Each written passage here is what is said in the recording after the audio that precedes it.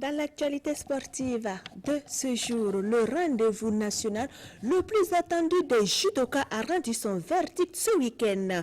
Le championnat 2018 qui a vu la participation des clubs affiliés à la fédération s'est tenu à la Maison des Arts Martiaux du Japon.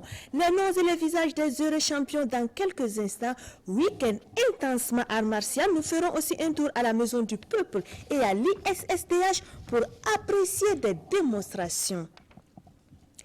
Un savoir-faire ancestral à préserver la lutte traditionnelle malgré les jeux modernes vaut toujours son pesant d'or dans de nombreuses sociétés et ethnies burkinabè. La Semaine nationale de la culture offre un plateau aux différents lutteurs pour se jauger. Présentation des forces en présence de l'édition 2018 tout à l'heure. Le nouveau cours de tennis lui sourit. Seydou Diallo, venu du Mali, arrache le trophée de la 10e édition du tournoi international de tennis de Koudgou. C'est au forceps qu'il déroute un des habitués, Joël Meda, lors de l'ultime set. Bonsoir à tous. Merci de nous recevoir. Avant de développer ce titre, nous prenons d'abord des nouvelles des étalons. Ils livrent ce mardi 27 mars leur dernier match amical au programme de cette trêve internationale en France. Après la Guinée-Bissau, ils seront face cette fois au Kosovo. Les étalons ont fait une remise à niveau ce lundi soir avant cette opposition dans la banlieue parisienne, précisément au stade des Totems à Noisiel dans la Marne-la-Vallée. Ils sont à leur première participation avec la sélection nationale au nombre de 5. Ils entendent se mettre en évidence, mais cela passe par une intégration réussie au sein du groupe. Ibrahim Koné, Abdoulaye Traoré, Bassirou Ouedraogo, Edmond Tapsoba et Brian Dabo ont-ils été bien accueillis? Comment se comportent-ils pour leur baptême de feu? Direction Paris pour lever un coin de voile. C'est le premier entraînement des étalons avec l'effectif au complet pour ce stage à Paris. Du moins 24 des 25 convoqués étaient présents à cet entraînement de samedi au stade des Totems à Noisiel dans la Marne de la Vallée. Manque à l'appel le 25e joueur Ibrahim Koné, gardien de but de Pau en France. Je me précipitais parce que première, je dois confirmer, et j'ai déjà confirmé avec le Burkinabé, mais je dois confirmer, ça a déjà joué avec autre équipe, et en fait, ça a déjà joué avec le junior et le cadet d'équipe la Côte d'Ivoire. Les 4 autres nouvellement sélectionnés sont bel et bien présents. Le plus attendu d'entre eux, Brian Dabo, a eu droit à son premier match jeudi dernier lors de Burkina-Guinée-Bissau. Et tout comme Edmond Tapsoba, défenseur de Guimarães au Portugal, pas de soucis d'intégration. Les gars ils étaient surpris parce que je comprends le jeu là. Donc non, tout s'est bien passé. Franchement, le coach, les joueurs, top. Depuis tout petit, je les regardais jouer. C'est un grand plaisir pour moi de jouer avec eux. Le groupe est solidaire et il y a une bonne ambiance. Edmond Tapsoba et les 2 autres nouveaux, Bassirou Ouedraogo de Orea AC en Guinée-Conakry, Abdoulaye Traoré de Pérouse en Italie, doivent encore convaincre. Bassirou il est arrivé aujourd'hui, donc c'est son premier entraînement sur 5 entraînements. Le petit Abdoulaye Traoré. Pas grande attitude, pas grande attitude. Moi je suis surpris quand tu viens pour la première fois, c'est un jeune qui joue à Pérouse. Edmond aussi, bien, bon entraînement, c'est un jeune, c'est un junior. Pour ce stage, le groupe des étalons ne déplore apparemment pas de blessés. Et à l'évidence, Burkina-Kosovo devrait montrer des étalons plus motivés au regard de l'intensité des entraînements. Intégration réussie donc. On reste avec les étalons pour nous intéresser au premier buteur du premier match amical du stage francilien. Cyril Bayala, milieu de terrain actuel au RC Lens, évoque sa situation dans ce club de Ligue 2 française.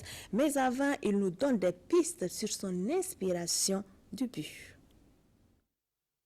C'est toujours un sentiment de plaisir et de joie de marquer. C'est bon pour la confiance, c'est bon pour le moral et c'est bon pour aller de l'avant. Donc j'étais très content d'avoir marqué ce but. Oui, j'ai senti le coup parce que le ballon était un peu à mi-volée et généralement ce genre de balles sont faciles à les prendre. Donc j'ai amorti, j'ai tiré, donc c'était un peu plus facile à réaliser, je pense. Je me sens très bien et surtout avec l'équipe nationale, tout se passe bien. On a un bon groupe, on a une bonne équipe, on fait de bonnes choses sur un certain nombre d'années et je me sens très bien. Pour le club, c'est pas trop ça, mais bon, ça fait partie du foot.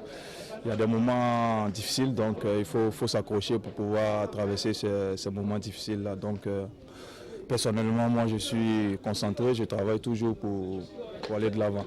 Là maintenant, je vais me concentrer sur le club pour assurer le maintien parce qu'on n'est pas bien placé. Donc on va assurer le maintien et ensuite on verra ce que l'avenir nous réserve. Depuis quelque temps, rien ne va entre Prégis Nkoulma et Nantes. Après son transfert à l'issue de la CAN 2017 assorti de bonnes performances, le Burkinabé peine depuis le début de saison à s'imposer. De retour de blessure, son objectif est sa remise en forme pour terminer l'opus 2017-2018 de la meilleure des manières avec son club. Ça va très bien. Pour le moment, j'étais blessé. Certes, j'ai repris il n'y a pas longtemps. Je vais profiter avec l'équipe nationale pour me remettre un peu en forme. Donc je pense qu'à mon retour, toutes les choses vont reprendre et les choses vont rentrer dans l'ordre. L'essentiel, je veux me mettre en forme. Finir la saison, il me reste 8 matchs. Je pense que j'aurai l'opportunité de montrer ce que je sais faire. Et c'est à moi de choisir, c'est à moi de vraiment saisir cette opportunité et donner le meilleur de moi-même. Je pense que tout le monde a un cadre ici, tout le monde a une grande importance dans cette équipe. Comme je l'ai dit auparavant, on est en train de se mettre en forme, de trouver l'équilibre vraiment pour cette équipe, parce qu'on a une très bonne équipe, on a de très bons jeux. Donc je pense qu'on ne va pas dévancer les choses, on va essayer d'aller petit à petit aborder les matchs un à un, et après on verra ce que ça va donner. Tous ces sons et images nous ont été rapportés par nos envoyés spéciaux depuis Paris, Souleymane Sanou et Mamadi Wina. Nous ont rejoint sur ce plateau Lassina Sawadgo et Jean-Modeste Ouedraogo. Bonsoir messieurs, bienvenue sur ce plateau. Bonsoir Christelle. Malheureusement, je vois que vous ne suivez pas la tendance de la Semaine nationale de la culture. Félicitations pour déjà cet habillement venant tout droit du pays saint. Ça, c'est pour faire plaisir à tous les Samo de Tougan et Et les Moussi aussi. Bon, si vous voulez, mais c'est d'abord les Samo. Nous, on n'a pas besoin de la Semaine nationale de la culture pour... Personne n'a besoin de ça, la Semaine nationale, mais on est dans la mouvance. On est dans la mouvance. Donc, ça aussi, c'est la culture quand même. Ça aurait été plaisant quand même de faire un clin d'œil à la culture. On sait qu'on le fait de temps en temps. Mais on n'a pas besoin d'une occasion spéciale. On n'a pas besoin d'une occasion spéciale. Mais il y a des moments aussi, il faut le faire. Bon, on revient à le moutou ici. On va surtout faire un clin d'œil à tous ceux qui nous suivent depuis Bobo du Lasso. Ils sont partis à Bobo surtout à l'occasion de la Semaine nationale de la culture. On revient à nos moutons et on va parler maintenant du match des étalons. On a reçu quand même une bonne nouvelle par rapport à la Guinée-Bissau. Est-ce que véritablement on doit s'en réjouir quand on sait qu'on a joué avec plus faible que soi? Je pense que déjà c'était une journée FIFA importante. Il fallait déjà trouver les deux matchs pour les deux rendez-vous de cette journée. Je pense qu'il y a très longtemps, sinon peut-être la première fois qu'on arrive à aligner deux matchs comme ça d'une journée FIFA, et ça c'est déjà intéressant. Maintenant, l'adversaire du jour s'appelait Guinée-Bissau, plus faible que le Burkina, effectivement, mais je pense que dans un match où l'adversaire est plus faible, il y a des points à prendre, et je pense que les points c'est déjà de travailler les automatismes, travailler un peu devant les buts, et je crois qu'ils ont réussi à faire 2-0. Pour moi, c'est pas suffisant, on aurait pu peut-être mettre encore plus, mais c'est déjà bon pour la vie du groupe, c'est bon pour le moral, c'est bon pour la suite de la compétition. Et pour la suite, c'est le Kosovo donc qui va se présenter face au Burkina mardi. On peut dire que c'est un match déjà gagné, sur papier bien sûr, en attendant le verdict du rectangle vert. Vous le dites, de me poser la question à l'état fin de Ouagadougou, ils vous diront qu'un match n'est jamais gagné en avance. Ils vous le diront. Non, ce n'est pas gagné d'avance, c'est toujours répéter les gammes. Ils vont continuer à répéter les gammes. Déjà, surtout que ce match du Kosovo arrive après pratiquement une semaine de préparation avec ce groupe et surtout ces nouveaux qui ont intégré donc la grande famille étalon. Je pense que le plus important, c'est de pouvoir voir s'il y a une stabilité. Après ce qu'on a vu face à la Guinée-Bissau, si les joueurs qui sont rentrés doivent continuer donc à avoir une paire de titulaires, ou est-ce que Paulo Duarte doit encore essayer de nouveau pour voir si l'homogénéité y est. C'est ça le plus important. Moi, je pense que ces matchs amicaux sont d'une importance capitale, Christelle. Il y avait longtemps que les talents ne s'étaient pas réunis. On se retrouve là avant la Coupe du Monde. On a l'occasion de créer. Moi, j'ai vu une très bonne ambiance depuis le début de ce stage-là. On voit des images qui nous parviennent de Paris. Le groupe vit bien, c'est ça déjà le plus important. Après, lorsqu'il va falloir raconter des adversaires coriaces, je pense qu'ils sauront se mettre au niveau. Mais déjà, comme Modeste l'a dit, il faut chercher à huiler la machine. Et dans ce domaine-là, je pense que Paulo Duarte est en train de réussir déjà son stage de Paris. Pour ce match contre le Kosovo, vous pensez que Paulo Duarte va mettre l'accent sur quoi? Qu'est-ce qu'il veut voir? Qu'est-ce qu'il veut essayer de faire avant donc la prochaine sortie des Étalons? Ce sera pour les éliminatoires de la Coupe d'Afrique des Nations. Je veux parler avant Modeste. Vous avez vu sur ce match face à la Guinée-Bissau, il y a un garçon qu'on attendait depuis longtemps en équipe nationale qui s'appelle Brahim Dabo, qui arrive, qui fait aujourd'hui la paix pratiquement avec Charles Caboret dans le secteur médian. C'est très important pour le Duarte. Peut-être qu'il va chercher à consolider déjà ce duo-là dans le secteur médian. Et puis après, vous savez qu'Alain Traoré, pour manque de club, n'est pas là. Il y a aussi un garçon comme Putrapa qu'il veut sans doute revoir dans le secteur offensif, dans l'animation du jeu, la combinaison Putrapa, Bertrand, Aristide, Bansé, entre autres, Nakoulma Préjus. Est-ce que cette combinaison-là est toujours d'actualité? Et puis bien sûr, un garçon comme Bourema Sanbandé qui tape de plus en plus fort à une place de titulaire dans ce front de l'attaque-là. Voici des garçons comme ça que Paulo Duarte va peut-être essayer encore de voir si d'aventure il y a des automatismes qui sont là et s'ils peuvent avoir une place. On a vu Siri Baala qui a marqué un but. C'est sûr que ça donne encore plus de difficultés à l'encadrement technique quant au choix, mais c'est tant mieux, Christelle, qu'il y ait autant de difficultés à choisir un 11 pour débuter un match des Étalons. Jean-Modeste Ouedraogo, il était attendu, mais jusqu'à présent, il ne s'est pas encore signalé. Ibrahim Koné, troisième gardien. Oui, franchement. Alors qu'on a besoin d'un gardien. Franchement, sur ce point, je pense que Paulo Duarte s'est planté complètement parce que vous ne pouvez pas convoquer un joueur sur qui vous n'avez pas trop de certitude, vous n'avez pas trop d'informations. C'est hasardeux parce que par le passé, on a connu des problèmes et non des moindres avec Hervé Zengue, oui, tout à fait, avec un autre garçon, un Brésilien, j'oublie encore son nom, gardien de but qu'il avait convoqué lors d'un regroupement. Je pense qu'il faut aller avec les joueurs avec qui on est sûr de ne pas avoir de problèmes. Sur le cas Ibrahim Koné, je pense que l'entraîneur s'est planté et lui-même il le reconnaît. Et il n'a pas encore de certitude, n'a pas encore d'infos, donc il va attendre de vérifier s'il n'a pas encore joué avec une autre sélection. Je vous informe, il est ivoirien, il a déjà joué avec l'équipe Espoir de Côte d'Ivoire à 7 reprises déjà. Donc il attend une première convocation avec les éléphants A. Donc ça ne sert à rien vraiment d'aller... On dit qu'on a voulu lui forcer la main en quelque sorte. Non, Christelle, on l'a fait avec Brian. On a eu une approche, moi j'ai bien apprécié l'approche de Paulo Duarte pour avoir Brian Dabo. C'était très intéressant. On aurait pu faire la même chose avec Ibrahim. Lorsqu'il vous donne son accord en aparté, maintenant vous pouvez l'appeler. Mais lorsqu'il n'a pas donné son accord, c'est pas la peine. C'est pas la peine de venir faire ce cirque-là. Est-ce que vous avez des preuves qui montrent qu'il n'a pas donné son accord? Non, la preuve qu'on a, c'est qu'il n'est pas venu. Oui, il n'est pas venu. Et lui-même, il a dit, dans l'interview tout à l'heure, il a dit que le garçon, il y a encore des petits soucis, il ne sait pas s'il a joué à la Côte d'Ivoire ou pas, donc il faut attendre d'abord. Je pense que ça, c'est quelque chose qu'on fait en amont. Il a joué. Donc, c'est pas la peine. Il y a encore des gardiens dans ce championnat qui peuvent être troisième gardien. Et puis c'est vrai qu'on cherche le gardien de classe mondiale parce qu'aujourd'hui, le Burkina doit impérativement préparer le mondial 2022. Ça, c'est un objectif majeur. Et je crois que l'arrivée de tous ces jeunes qu'on voit, c'est en perspective à cette échéance qui me semble importante pour le Burkina. Et je crois que pour une fois, les autorités sportives du Burkina ont décidé qu'on aille au mondial. Pour l'instant, ils l'ont pas. Vous êtes dans les secrets de dire. Ils l'ont pas affirmé, mais dans les agissements, dans la manière de faire, dans la préparation. C'est le souhait de toutes les équipes. Voilà, on sait que le poussin est en train de devenir encore petit à petit. Merci beaucoup, messieurs, pour toutes ces analyses. On parle de football maintenant au féminin. Les Amazones Bessade jugent le tournoi féminin Zorgo 2018. En finale, elles ont eu raison du lycée provincial de la ville qui s'est incliné 1-2 sur ses propres installations et devant son public. Adama Guiti, Maria Ouattara, Jean-Modeste Ouedraogo.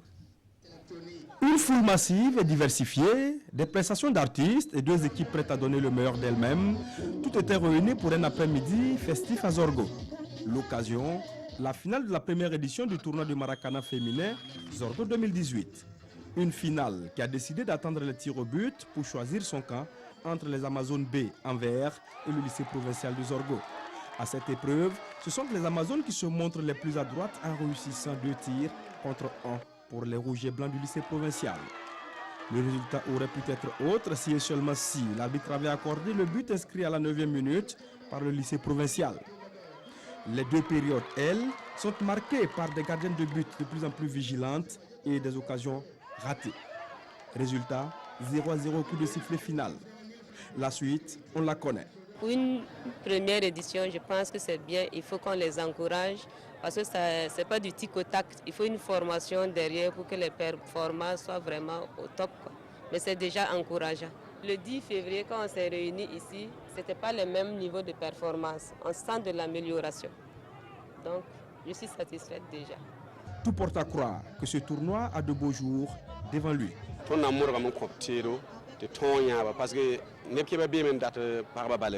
Nous allons les soutenir parce qu'il y a beaucoup de gens qui aiment le football féminin, mais elles n'ont pas d'équipement.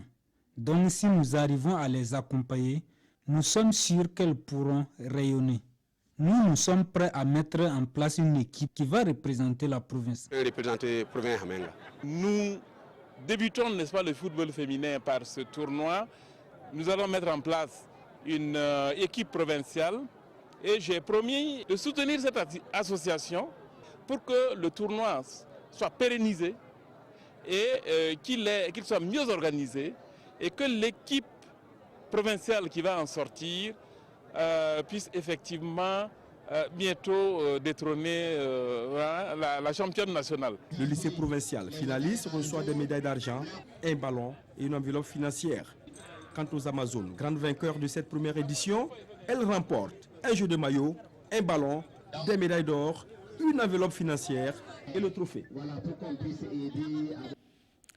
Nous restons au niveau du football féminin pour vous donner quelques résultats de la 10e journée du championnat national qui s'est disputé donc ce week-end. L'USFA a écrasé Princesse 6-0. L'USO a été cueilli 1-2 par les Reines du Yatenga. Les Étincelles ont brillé 2-0 devant les Lions. La rencontre AS Tigresse d'Antan AC a été reportée. L'équipe de Tantan AC a été victime d'un accident à la sortie de Dédougou en partance pour Bobo-Tulassou. Le bilan fait état de 2 blessés qui ont rejoint leur domicile après des soins au CHR de la cité du Banqui. En bref, toujours le top départ de la 2e Coupe de l'Assemblée nationale en cadet et minime a été donné ce week-end dans les ligues régionales du centre et des hauts-bassins. Au niveau du centre en cadet, l'EFO a disposé de l'USO 3-1. L'USFA a craqué 0-1 devant face au Athletic Club. Le Santos a refroidi Badenia 4-2. Côté minime, l'EFO a remis le couvert par le même score, 3-1 devant le même club, l'USO. L'USFA coule de nouveau cette fois 4-0 devant FAC face au Athletic Club. Donc le Santos lamine Badenia une fois de plus 5-0. La prochaine journée se disputera le samedi 31 mars prochain. Il est venu du Mali pour mettre fin au règne de Joël Meda. Seydou Diallo est le nouveau détenteur du 10e tournoi international de tennis de Koudougou ce dimanche sur le nouveau court. Les 2 tennismen se sont rendus coup pour coup, raquette en main, avant que le Burkinabé n'abdique. Jean-Modeste Ouedraogo, Nongbakuda. Faire de la ville de Koudougou une terre de tennis, la destination privilégiée des grands tennismen du continent, c'est toute l'ambition de Thierry Amiogo et son partenaire Martin Cousin. Éducation, apprentissage scolaire, sport, loisirs et accès à la culture, par la mise en place d'une école secondaire sport-études, d'un centre sportif et d'une académie de tennis réunis sur ce site qui m'a été attribué il y a quelques années par la mairie de Koudougou. Et cela passe par l'inauguration de ce nouveau cours de tennis acquis grâce à des personnes de bonne volonté. Sur 30 joueurs issus de 5 pays, Joël Meda de la diaspora burkinabé en Côte d'Ivoire, détenteur du trophée, et Seydou Diallo du Mali sont sous les feux des projecteurs. Un face-à-face entre 2 hommes qui se connaissent bien. À la première manche, Seydou Diallo pousse son adversaire à la faute et enlève le premier set. 6-1.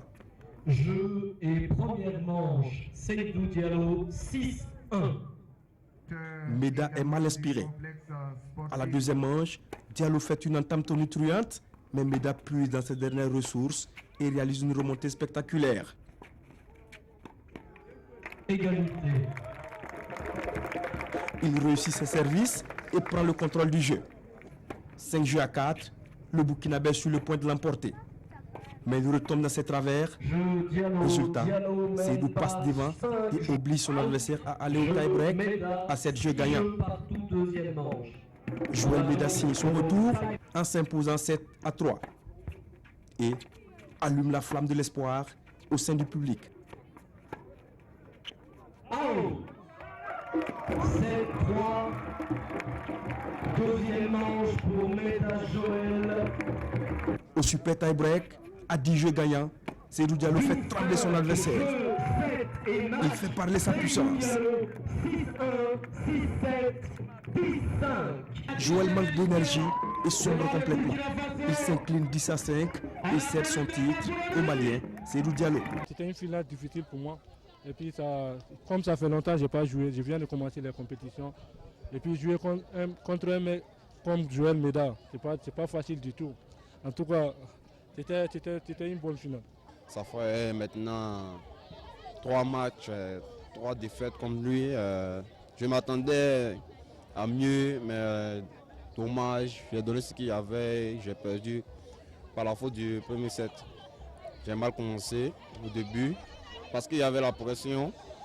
5 pays, 30 joueurs et des spectateurs en qualité et en quantité.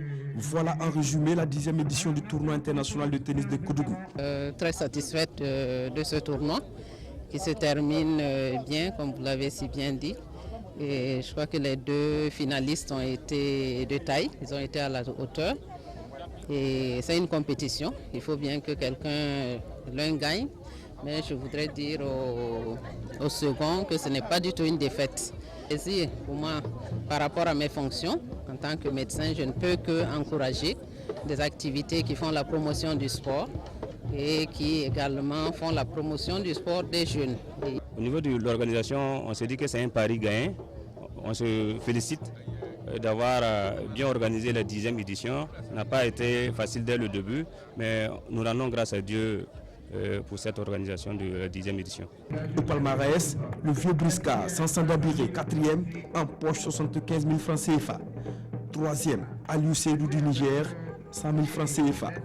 Joël Meda du Burkina, finaliste, reçoit 150 000 francs CFA. Le gros le revient naturellement à Seydou Diallo du Mali. Il obtient 200 000 francs CFA et le trophée. Avant les Jeux modernes, il y avait des compétitions dans nos sociétés traditionnelles qui amusaient les jeunes gens. La lutte en fait partie, c'est pourquoi elle et d'autres sont présentes à la Semaine nationale de la culture pour traduire ce savoir-faire sportif. 177 lutteurs de 25 provinces se mesurent depuis ce lundi dans différentes catégories pour repartir avec les premiers prix. En attendant, voici le début des épreuves avec Kalfa Ouattara et Mathias Drabo. L'émotion était au rendez-vous en ces premiers jours des compétitions en lutte traditionnelle. Déjà des éliminés pour les combats préliminaires qui s'annoncent palpitants et endurants. Nous avons 177 lutteurs, dont 75 en poule adulte, 53 en poule jeune et 49 en dames. La compétition va se dérouler sur 4 soirées et 3 matinées. Dans tous les éliminatoires et feront autour de 194 combats. Et à l'issue de ces combats, nous allons passer aux demi-finales et aux finales qui sont autour d'une quarantaine de combats. Donc nous avons à peu près de 220 combats jusqu'au final. Pour cette 19e édition de la Semaine nationale de la culture, l'engouement pour la lutte traditionnelle a battu des records. L'année passée, on était autour de 150 lutteurs. Cette fois-ci, on a 170 lutteurs. Et il faut remarquer surtout que cette année, il y a les poules jeunes beaucoup plus représentées. Et c'est ce que nous inaugure vraiment une bonne perspective pour la relève au niveau de la lutte. Le dénouement de ces joutes, c'est pour le jeudi prochain. On connaîtra alors les vainqueurs en lutte traditionnelle pour cette 19e SNC. Inauguré il y a plus d'une année, il a accueilli sa première manifestation ce week-end. La Maison des Arts Martiaux du Japon a été le théâtre des judokas en quête des différents titres de champion du Burkina. C'était un rendez-vous à ne pas manquer et tous les clubs du pays ont répondu présent.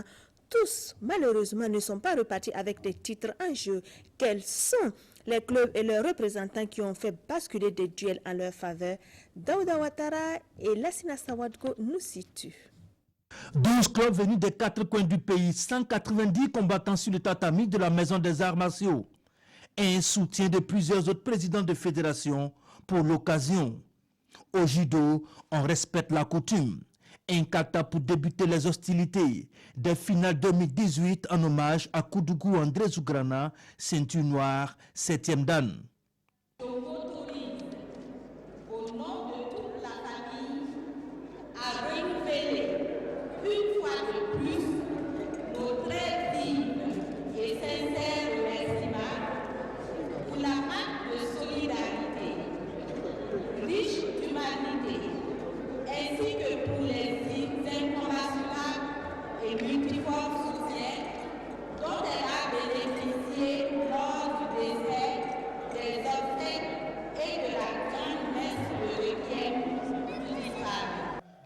Des judokas à la conquête du Graal avec en ligne de mire les championnats d'Afrique de judo en avril prochain en Tunisie. Et ce n'est pas Palm Nestor qui dira le contraire. Dans son combat de gladiateur face à Rachid Sidibé, il a fallu puiser dans les réserves pour venir à bout du représentant de l'Onatel Ouaga. Il détrône Rachid et met le cap sur Tunis. C'était pas facile parce que c'est un vrai poids lourd. La différence de poids fait que ce n'était pas facile, mais au finish, j'ai remporté la victoire. Que la saison a gagné, non, parce qu'il y a le championnat d'Afrique, il faut aller encore se battre là-bas pour faire un résultat. À moins de 57 kg, victoire de Adélis Dabiré de Waïgouya sur Adeline Tapsoba. En junior dame chez les moins de 52 kg, Elsa Zougrana du Bambata a été expéditive devant Aïcha Sebgo du Zenda. Victoire par Ipon. Dans les moins de 73 kg, Carmel Kone de l'Onatel Ouaga s'impose devant Adama Sidibé de l'Onatel Bobo Djoulasso.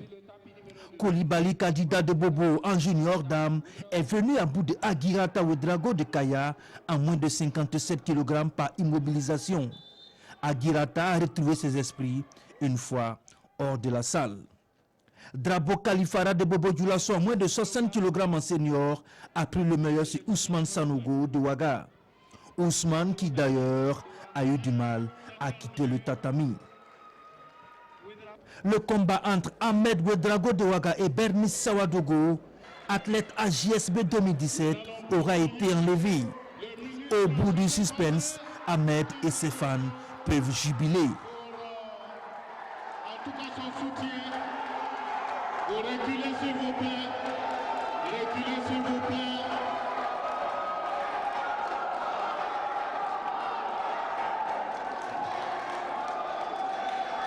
Nous avons constaté qu'il y a beaucoup de jeunes qui se sont affirmés et qui sont devenus des champions. Notamment, je parle du cas de Kone Carmel. Et il y a de nouveaux champions également. Au niveau des filles, je parle du cas de Zungrana Elsa, elle a 18 ans, elle est championne. Kone Carmel a 18 ans, elle est championne. Donc je peux dire que techniquement, le niveau est acceptable. La mission est bien accomplie et chaque combattant peut recevoir le fruit de ses labeurs. Des médailles et des numéraires comme récompense. Des attestations de reconnaissance pour des acteurs toujours aux côtés de la structure fédérale. On a assisté, comme vous l'avez vu, à des combats de très belle facture, à des combats très engagés et c'est un motif de satisfaction donc pour le bureau exécutif. Ben, c'est vrai, on a des talentueux garçons qui sont capables de défendre les couleurs du Burkina, mais maintenant il faut de la préparation, donc il faut beaucoup de moyens pour permettre à ces jeunes-là de se préparer pour valablement et dignement donc représenter notre pays. Et comme qui veut aller loin ménage sa monture, chacun devra jouer sa partition pour bonifier le rendez-vous de Tunis. La Fédé pour la tenue de ce championnat a dû louer un groupe électrogène pour alimenter la salle des arts martiaux qui presque un an après son inauguration n'a ni eau ni électricité. Le ministère des Sports est donc interpellé.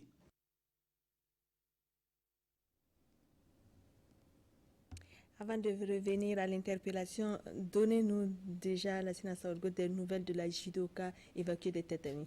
Non, la judocate se porte bien. Vous savez, c'est vrai que c'était un coup qu'elle a reçu rapidement. Et puis, avec le Yupon, c'est pas facile de respirer. On a dû l'évacuer hors de la salle pour qu'elle retrouve ses esprits.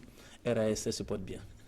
Il y a eu de nombreuses surprises à ce championnat 2018, avec de grosses pointures qui sont tombées. Bérénice, en l'occurrence.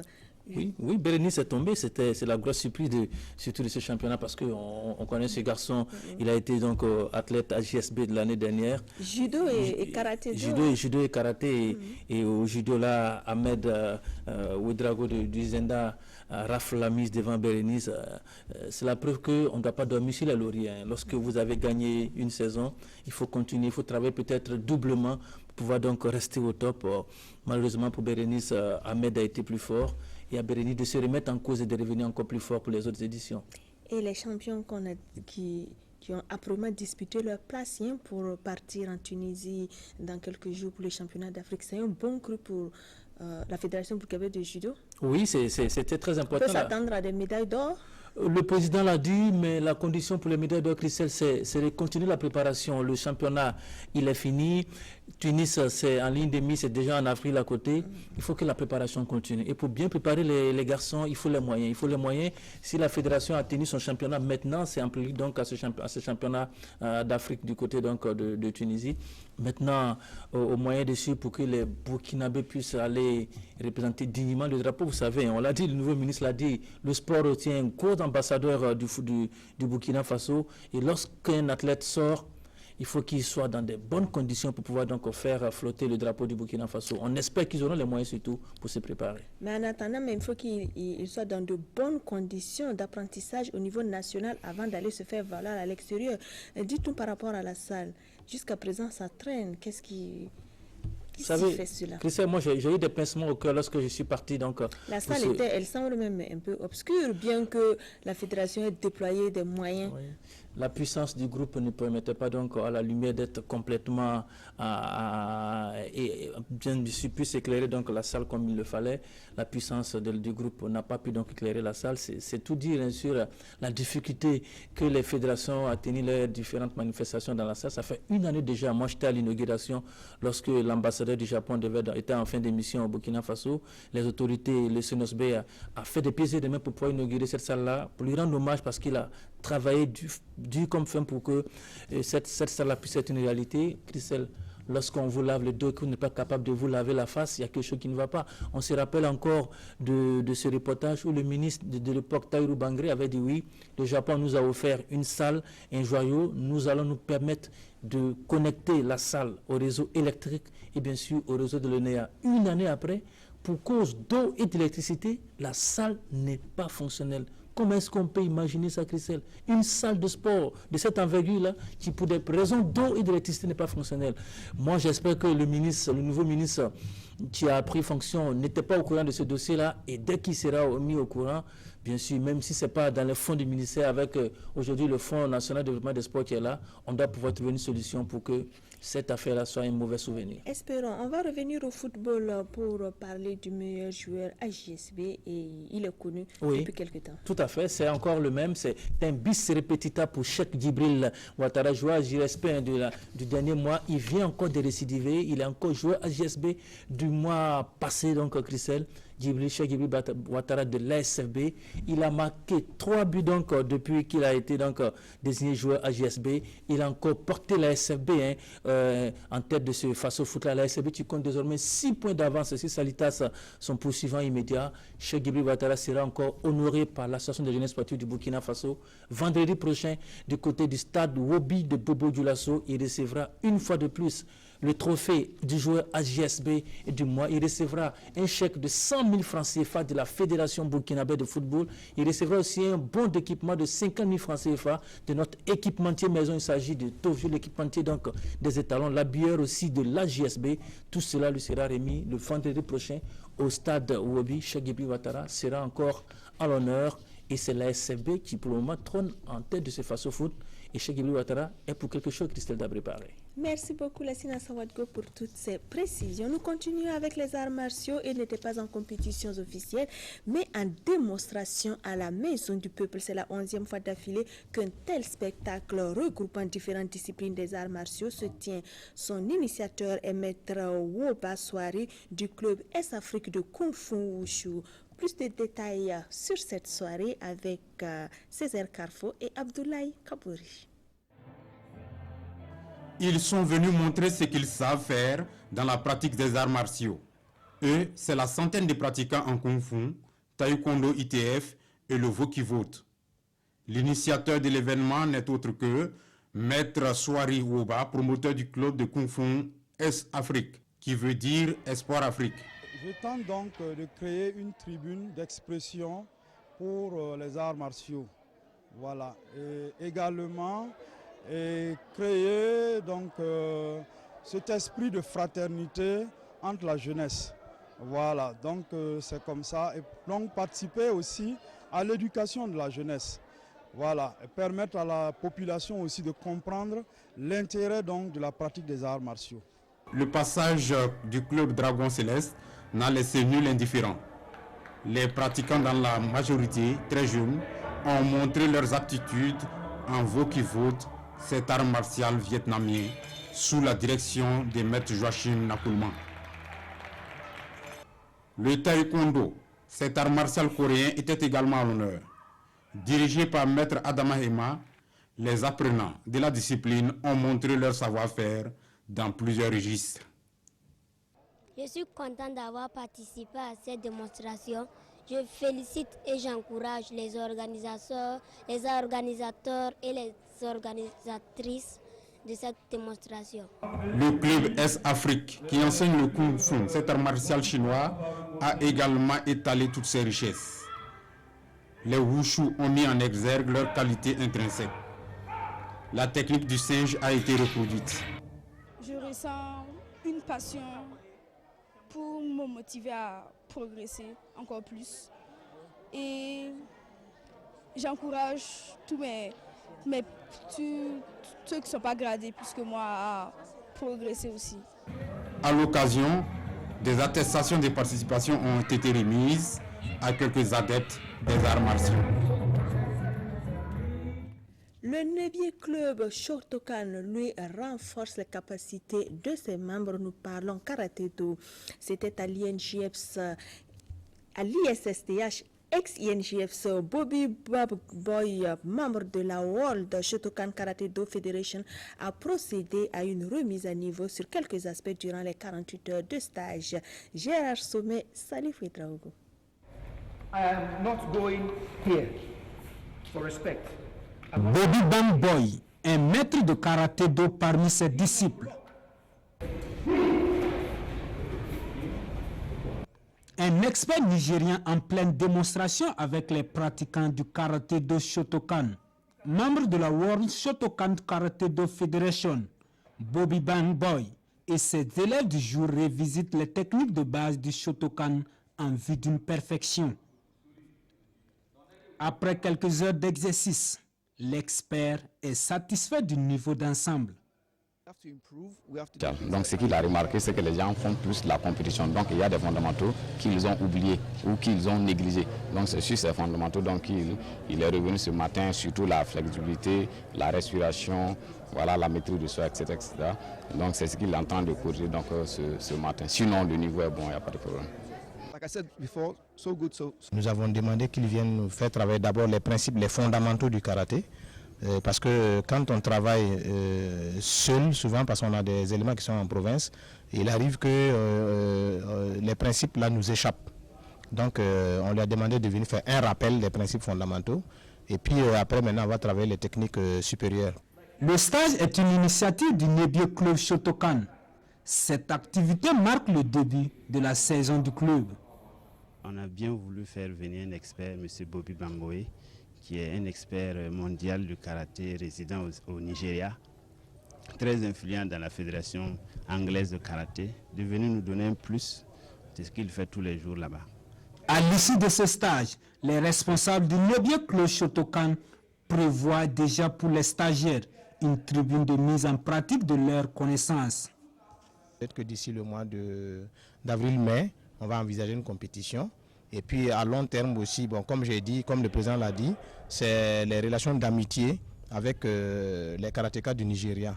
On pourra envisager une sortie à Lagos pour aussi aller rencontrer les karatékas nigériens.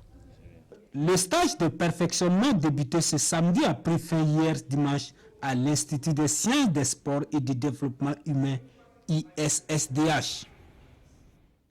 16 ans sans discontinuer. Tradition une fois de plus respectée pour le cross Beobiga et sa promotrice Madame Woba. 5000 jeunes étaient au départ de cette édition et on retiendra que Rianata Baga et Jean-François Dabiré dans les catégories senior filles et senior garçons se sont montrés les plus endurants et les plus rapides. Konsul Koulibaly, Samira Sana, Jean-Modeste Ouetraogo.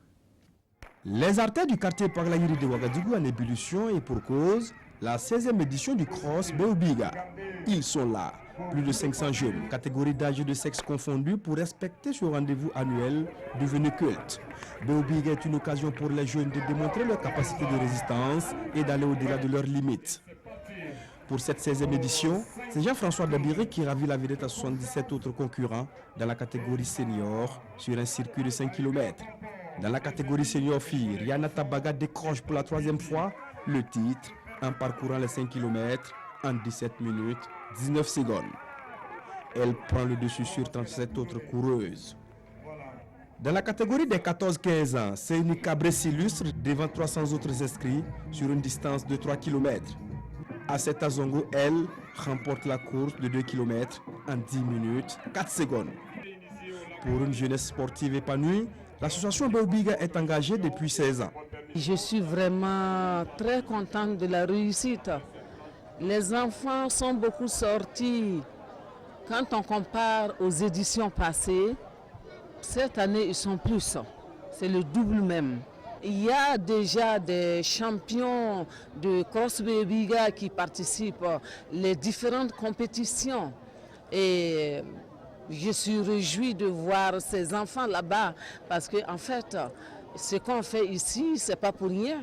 On détecte ces enfants, on les a détectés, ils acceptent de venir au terrain, ils s'entraînent, ils acceptent, ils viennent à la compétition et demain ils vont défendre les couleurs nationales. Nous avons identifié les activités que mène l'association Beobiga comme rentrant dans le cadre de l'atteinte de ces objectifs.